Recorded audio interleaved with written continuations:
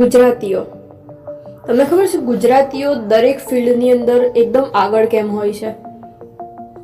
કોઈ પણ ક્ષેત્રમાં તમે જાઓ એક ગુજરાતી તો જોવા મળશે ને મળશે જ. એ નરેન્દ્ર મોદી હોય કે અંબાણીથી લઈને અદાણી સુધી, કોઈ પણ ફિલ્ડમાં તમે જાઓ એક ગુજરાતી તો હશે જ.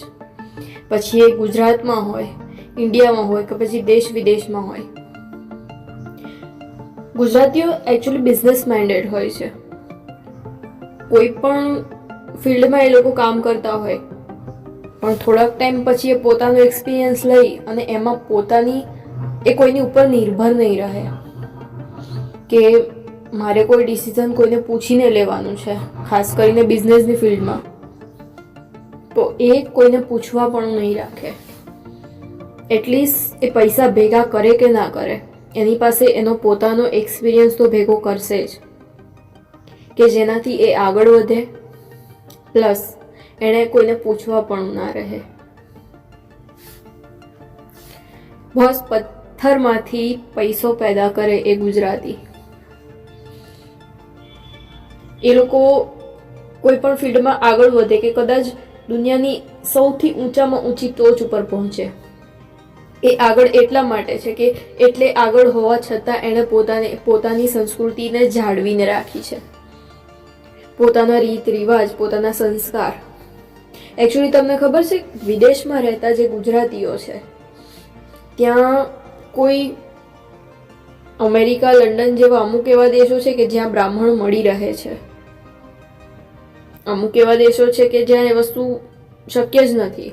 ત્યાં પણ એ લોકો પોતાની પત્નીનું ગર્ભ શ્રીમંત કરે છે. પછી એ ખાખરા ફાફડા કે હોય કે પછી ઢોકળા હોય, એનો પહેરવેશ હોય, એના ગરબા હોય કે પછી એની સંસ્કૃતિ હોય, એની બોલી હોય કે પછી એની વાણી હોય, એને અહમ નથી આવી જતો કે હું આ ટોચ ઉપર છું. એ ગમે તેટલો આગળ વધે પણ પોતાના પરિવાર અને પોતાના સંસ્કારને લઈને આગળ વધે છે. એટલે ગુજરાતી આગળ છે અને એટલા માટે ગુજરાતીએ દુનિયાભરમાં ડંકો વગાડ્યો છે. કોઈ પણ વ્યક્તિ ગુજરાતીને જોવે એટલે ખાખરા, ઢોકળા, ફાફડા, ગરબા, એનો પહેરવેશ બધું જ યાદ આવે. અને આ બધું જ જોવે ત્યારે એક ગુજરાતી યાદ આવે. એક ગુજરાતીની અંદર એટલી બધી તાકાત છે ને કે કદાચ તમે એને 4 દિવાલની અંદર બંધ કરીને રાખો ને, તમે જોજો એના દિમાગની અંદર સતત વિચારો મંથન ચાલ્યા જ રાખતું હશે કે પૈસા કઈ રીતે કમાવું, બિઝનેસ કઈ રીતે કરું. કદાચ તમે એને એવું શક્ય હોય કે કદાચ તમે એને 4 દિવાલની અંદર બંધ કરો તો એ 4 દિવાલની અંદર એક ગુજરાતી પોતાની દુનિયા બનાવશે.